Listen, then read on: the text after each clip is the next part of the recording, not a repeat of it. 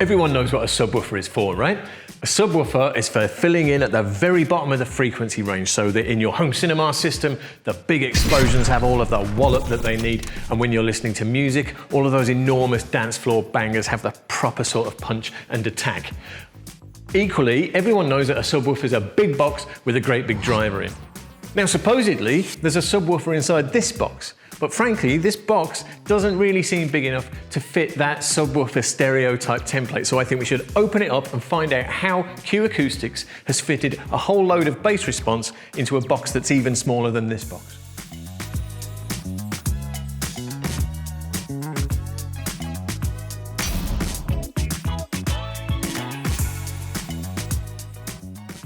Let's have a look.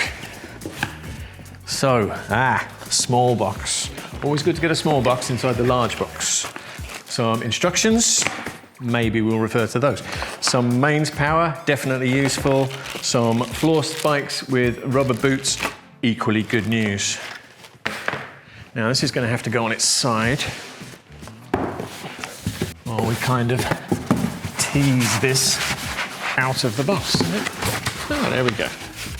Packaging. Let's retain that for later. People move house and everything. So, it's a lot smaller than most people are expecting when they hear the word subwoofer, me included. Has this lovely curvy cabinet, just like the rest of the Q Acoustics 3000 range.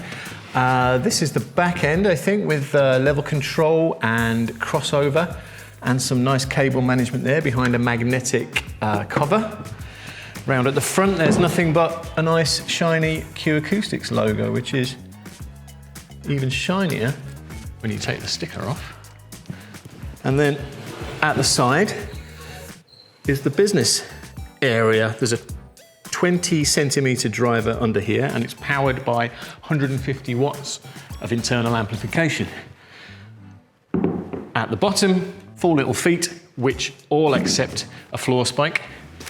Nothing's worse than a subwoofer that sits straight on the floor, because those bass frequencies just want to move downwards. And the more you decouple it from the floor, the more encouraged they are to come forwards. Or sideways, or backwards, anything but down. So I will attach the floor spikes, and then I will put their little rubber feet on. And there we go, standing on its feet, ready to go. All it needs is plugging into the mains and wiring to an amplifier, and we're in business. Beautiful thing about low frequencies is that they're much less directional than the rest of the information in the frequency range, which means although this is a nice decorative item and it wouldn't look out of place in anyone's house, you can put it anywhere in the room that it needs to go, wherever it's most convenient for you, and it will still contribute all of the low frequency stuff that it's meant to your home cinema or to your stereo system. So getting up and running with the 3060S couldn't be any easier. Around the back here is the control panel. You wire to the mains in here, and you take a single phono cable from the subwoofer pre-out of your amplifier to the input here. Level control and a crossover control here. Obviously, you'll need to identify the crossover point that's required here. Your loudspeakers will reach down to a certain level, and the subwoofer is designed to fill in below there. What you don't want is the subwoofer sort of overlapping your speakers, so you get a big bloom of frequency information that distracts from all the stuff that's happening above and below it. But you make your 2 connections, you set your volume level, you set your crossover point, you put your little magnetic flat back in place, and you're in business. And that, in a nutshell, is the Q Acoustics 3060S. This is how you can bring big presence to your home cinema without bringing a big presence to your home cinema room.